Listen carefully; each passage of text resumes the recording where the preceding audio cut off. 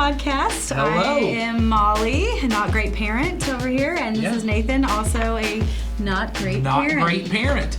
And well, we want to be not great parents. Yes, so proudly not great. we should get little things to say, not great. Hashtag not great. Do people still hashtag, but... People, what do you mean people still hashtag? I don't know why I just said that. Let's move on. You mean like what? You mean it sound like I was some like ancient old man saying, "Hey, send that to my pager." Call me on my pager. Call me on my beeper. Page me, not great parents. I don't know why I just said that. Oh no, Molly needs me. Okay, we're off to a lovely start today. So why do we say we're not great parents? We say we're not great parents because greatness is the pursuit of whatever the world says will make your life great. Right? So we say busyness or more of anything. So money and adventures and all experiences and romance and all the things. And then for our kids, it's I want them to be successful and happy and ambitious and more than more than I was, right? Yes. And then we say that we want to be good parents. So we don't say we want to be bad parents. We don't want to be great parents. We are not great parents, but we want to be good parents. And what we mean by that is parents who are pursuing the goodness of God and seeking Him first in everything that we do and everything that our everything we do when it comes to ourselves and our children, so that we can ultimately live a life here on earth in God's kingdom. Yeah, absolutely. And so I think we are starting this new series that we're starting today. We did a whole series, about 9-10 episodes on confessions. It was fun. It was fun. And like I said in that one, I want these to be like genre of episodes. Yeah, so keep sending us confessions, keep sending us questions. We can occasionally... The link, link in the show note. We can occasionally throw one in like you were about to say and I cut you off. Well, I was also cutting you off while you were cutting me off. We do that sometimes.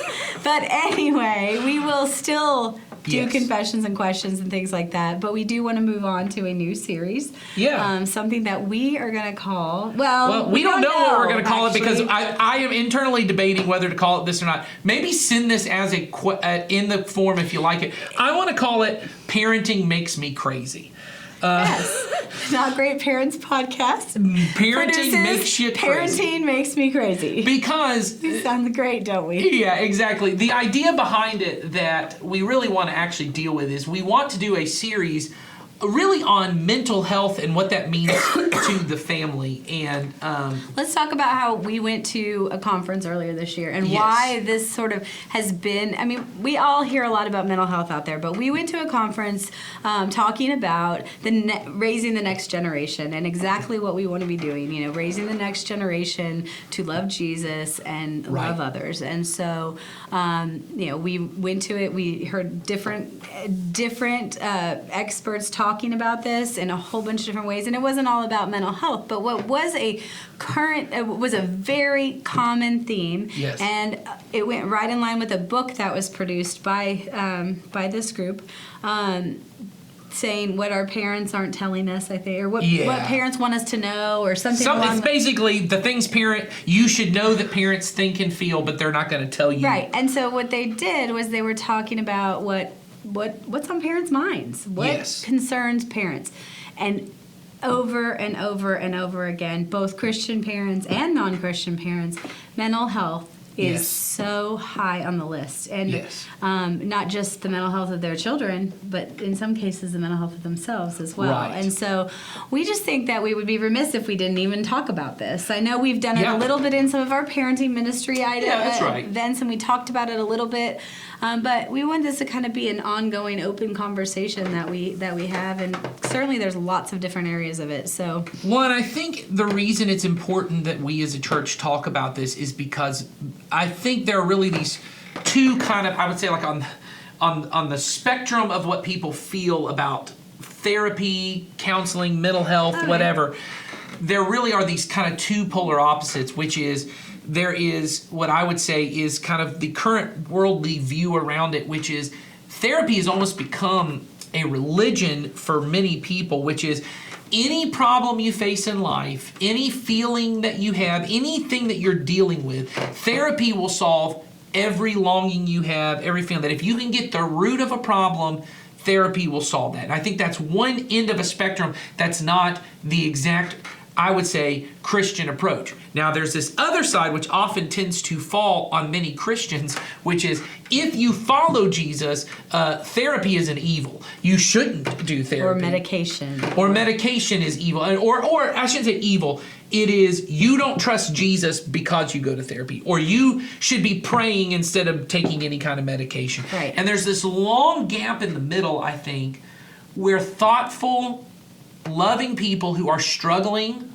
with their mental health, with their anxiety, with depression, with other issues within the mental health range, are struggling with, I want Jesus, King Jesus, right, to be my ultimate source of life and happiness and peace and joy.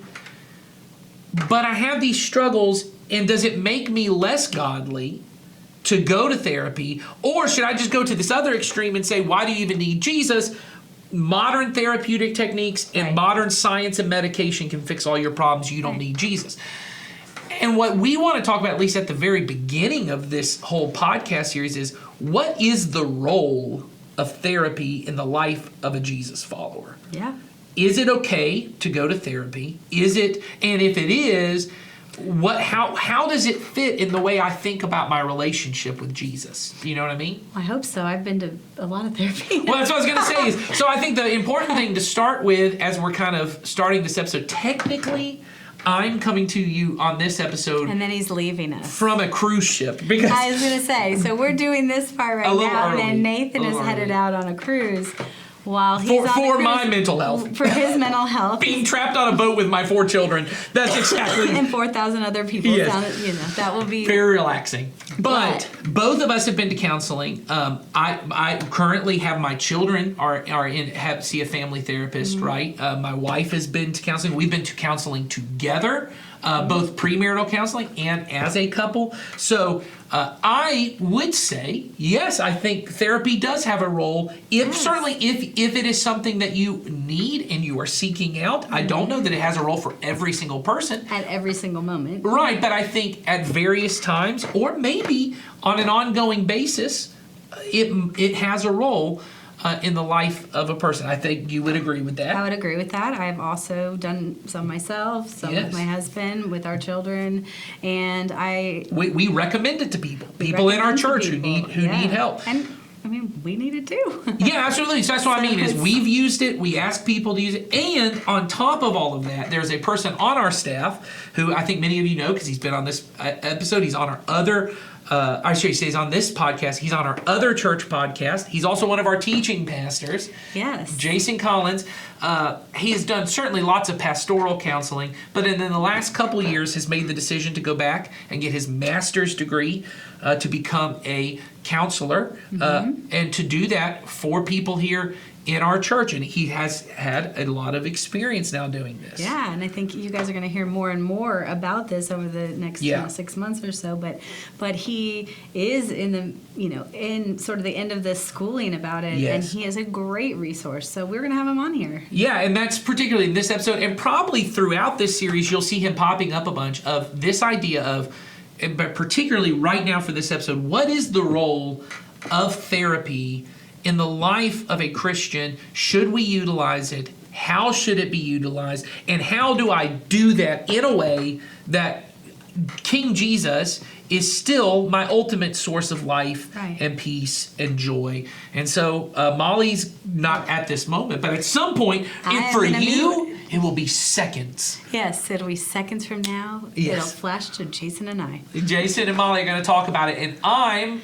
at this point going to have another time on your cruise. Have another slice of pizza. Yeah, right. He'll be another Guy Fieri burger. Yeah, he'll be over at the buffet again. Or I have thrown one of my children overboard. Oh, so I hope not. This is my confession ahead of time. Here we go. If you have mental health questions, don't send them to me. Don't send them to Nathan, but go ahead and put them in the show notes. Absolutely. In the link in the show notes, because we do know that this is something that if this many parents, that there's a whole book on this. We know that you all have some questions. Yeah, if you're struggling, or if your kids are struggling, or maybe you're afraid your kids will start struggling, or you're afraid you'll start struggling. Or you don't know where to start about this, or whatever. Make sure to put those in there. We'll address them. Yeah. And we're here to help on that stuff as well. So let's Nathan's get to not. He's going on vacation, but the rest of us are. So let's get to Jason and I's discussion.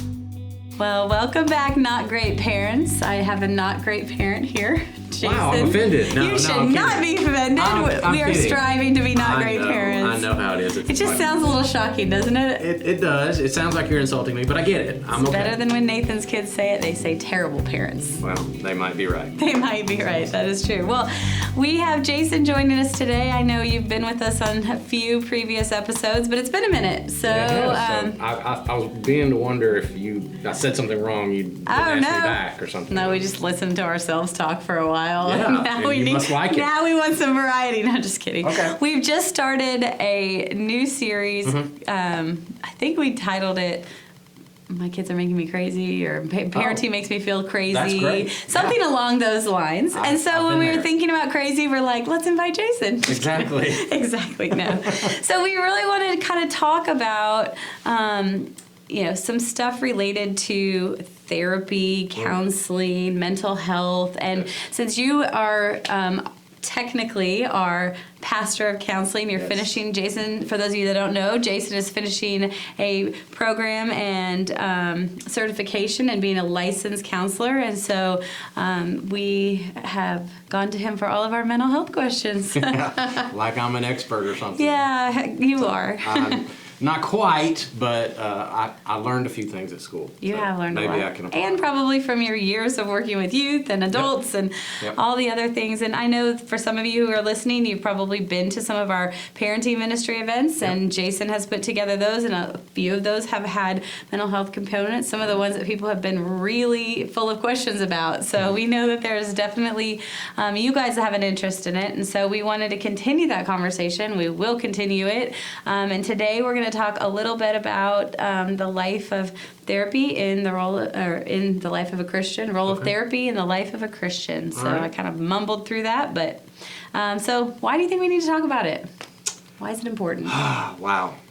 The thing that I think is important and I think I know why you're making this an issue, is because I have also experienced this as well.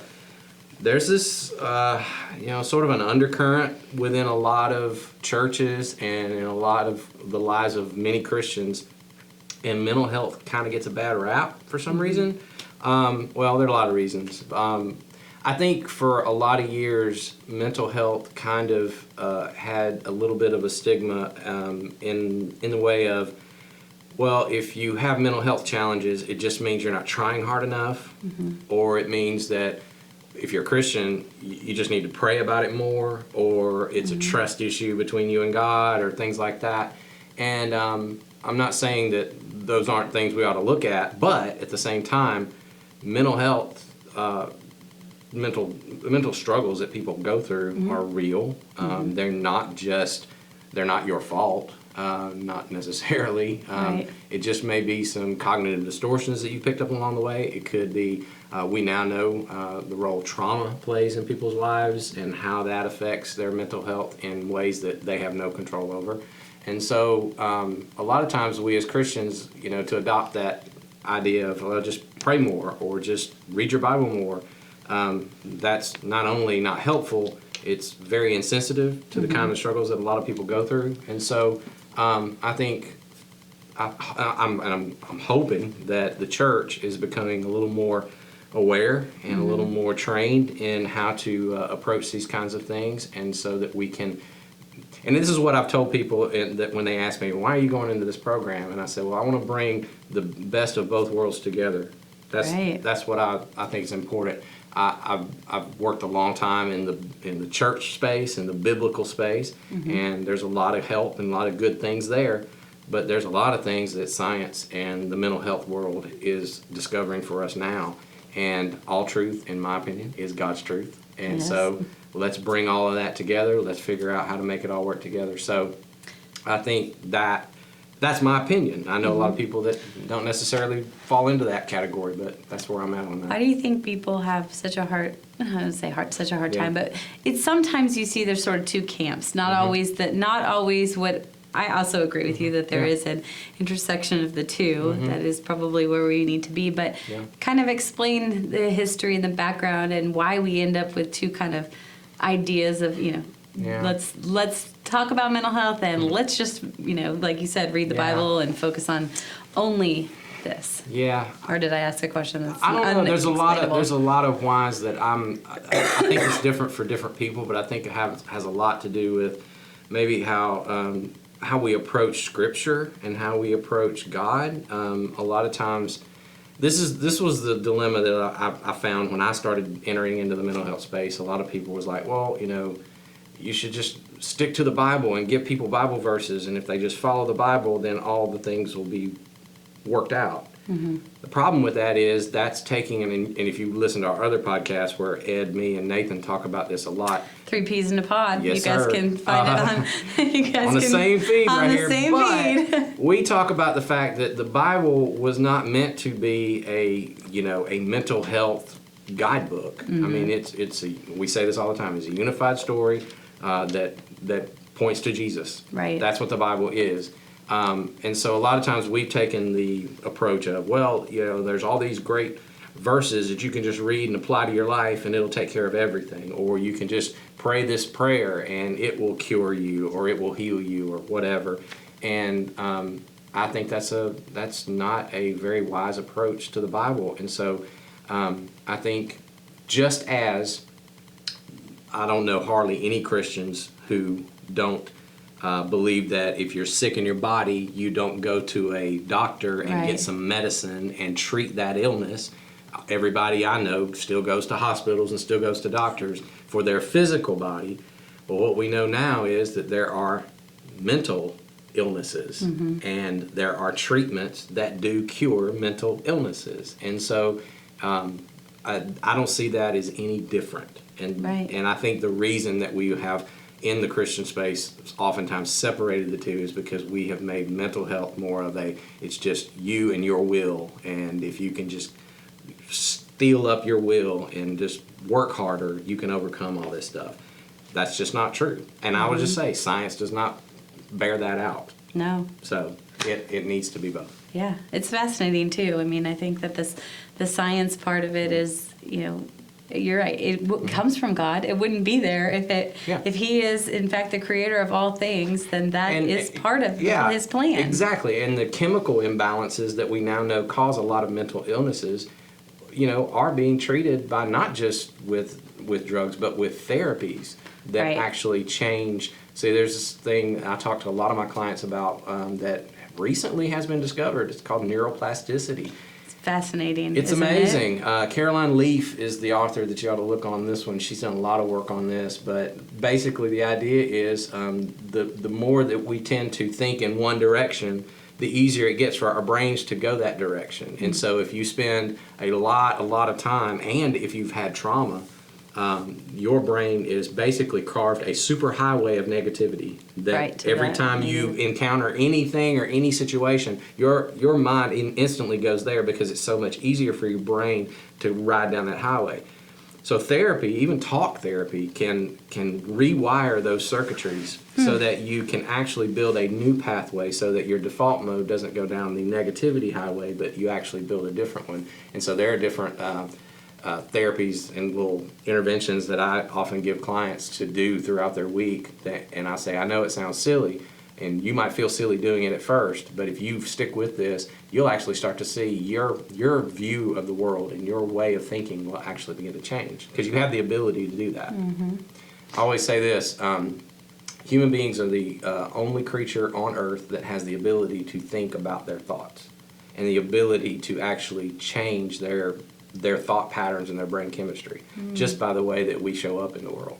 And That's cool. There's some really cool stuff you can do with that. Yeah, and it's sort of like if it's broken, your thought process, or due to trauma or whatever the case Yes. may be, there are things you can do Yes. to correct that, which is no different than what we do in any area of our life. Like you said, Exactly. it could be with a doctor, but it could be even biblically. We do certain things Yeah. if we're in bad patterns or habits, or we talk a lot and hear about putting rhythms in your life and things like that. And some of the types of therapy include things like that. It does. There's that. Yeah. There's that end of it, and I don't want to discount the part that medications can play. Oh, absolutely. And this is the way I always present this. Is I say there are some people that have gotten so far down into a particular mental illness that there's no way that they even have the ability to Begin. participate in their own therapy.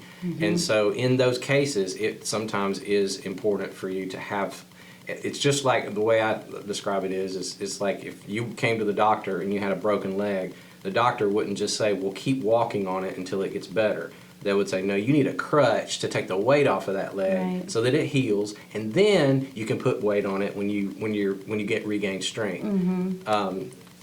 Antidepressants and anti-anxiety medications and things like that are like crutches for your broken leg. They give you the ability to actually put weight on the other therapies that you're doing so that you can participate with the therapy that you're in. And once you begin to do that, then hopefully you can begin to wean yourself off of those. Some people are able to, some people cannot. But it is not it's not something that we should frown upon as if someone is weak and Right. can't handle that. That has nothing to do with it. It has everything to do with what's been done, the patterns that have developed over time, and sometimes just flat out heredity and chemistry. Oh yeah. When you have no control Sometimes over that that whatsoever. right, exactly. And so all these things kind of make up a toolbox for for a counselor Yep. or a physician, or it's usually a collaborative Oh, yeah. effort amongst a bunch of Absolutely. different people. But as parents, we hear a lot. I know that we've looked at the book that the Orange we picked it up at the Orange Conference earlier this Oh, year. yeah? We talked about a few different things. It said what parents aren't telling you and what parents aren't telling us. And it really compared Christian parents to parents who are not Christians. And there was a lot in there about mental health. And there was a Okay. lot in there about kind of what are they saying about it. And what parents were saying was, this is a hot topic. Yeah. This is something I'm concerned about for my child. And then there were some really fascinating quotes that the parent, they just had lists of things that the parents had said. And some of in the survey, some of the questions were to the parents about their own parents' mental health. And it was very interesting because they were saying, what do you wish your parents knew? Yeah. And so many of the answers were, I wish my parents had an outlet to talk about this so that I was more comfortable talking about it, so that Yeah. in turn I could parent my child better. So, I think that it's multi-generational. It is. And every generation has kind of dealt with it somewhat different. But why is it important for us as parents to think about therapy, mental health for ourselves and our children? Well, I think it all comes down to, and I talked about this in a parenting seminar that we did here several months back. It all comes down to the cooperation that goes on within yourself between the thoughts that you think and the emotions that you feel. And so many of us grew up without a very good understanding or vocabulary around what we are feeling in a particular moment. And so we either go from one extreme to the other. It's either whatever I feel is the gospel truth, and so I just go with what I feel, which is not always wise. But at the same time, discounting what I feel and saying it doesn't even matter, I'll just, ignore it. I think the sweet spot is somewhere in the middle, because the way that we think and the way we show up in the world needs to be informed by what we are feeling. But it also, our minds need to evaluate what we're feeling with what's going on around us and the truth, so that we can come and understand what's real and what's not. So I think it's important for parents to create an environment, and this is what I taught in that seminar, create an environment in your home where emotions are a regular topic of conversation. Okay. That they are not God, of course, but they are also not swept under the rug and never talked about either. They are talked about as a normal conversation. And what I see is one extreme or the other. A kid shows up and they're highly emotional in extremes, one way or the other, positive or negative. And we want to tamp that down either way. We say, stop feeling that way or stop acting that way. I'm laughing because Like I'm saying, right? Yeah, I'm laughing because I'm thinking nobody knows any highly emotional children. Never, never. I have two at my house. Yeah. So I raised a couple, and I can be. That's right. And I'm a highly emotional. And that's the thing is, it's funny that I say I'm a highly emotional person, but I bet you if someone had told me that probably 20 years ago, you would have said I would have no way. said, no, I am in full control of my emotions. Right. And I was not. I was just stuffing them. So you were on the stuffing end of them. Yeah, I'm a stuffer. I'm Yeah. a stuffer. And so that's what I have learned. I have to learn how to do is become more vulnerable, more out with what I'm feeling. But again, not go to the other end of making them everything. And so back to my original point, I think it's important for parents to ask lots of questions of their kids about how they're feeling, help their children get some emotional words around what they're feeling, and then sit down and let them process. Half of what I do in a therapy session is just allowing the client to process what they are feeling out loud and hear themselves say what's going on the inside. Because we all know this is true. You can wind up talking yourself into some of the dumbest decisions when you don't have any outlet for that, when you don't talk out how you're feeling. And then you look at the decision you made or what you did or how you showed up in a situation, you go, what was I thinking? Well, the truth is that's all you were doing was thinking.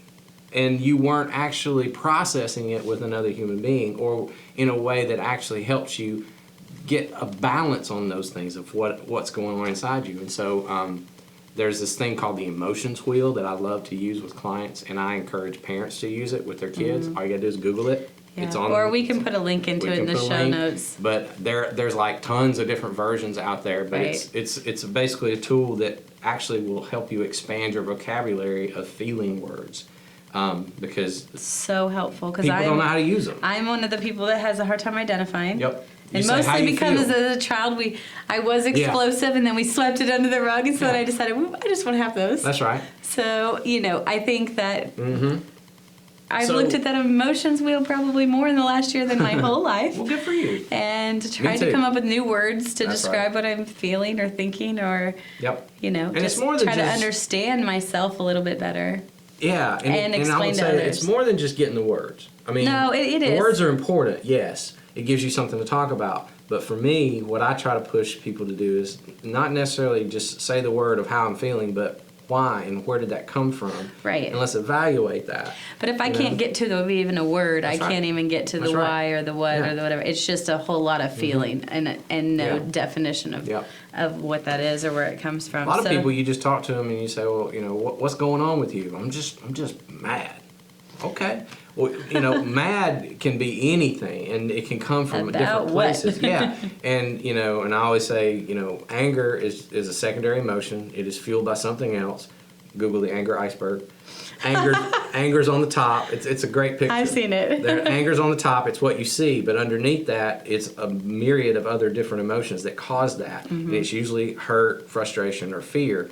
And when you can then talk about, okay, well, I'm actually mad because I'm afraid. Well, what are you afraid of? Well, here's what I'm afraid might happen. Well, now let's talk about that. Or I'm mad because I'm hurt. Somebody has caused me distress. Okay, talk about that. Where did that come from? And let's see if we can put some words around that, and let's see if we can heal some of that up. But if you just walk around with just no awareness of what it is you're feeling or why it is that you're feeling it, like I said, it either goes from one extreme to the other. You just say, I don't want to feel this anymore, so I'm just going to stuff it and not talk to anybody, or I'm going to do everything based on this feeling, and it gets you in a lot of trouble.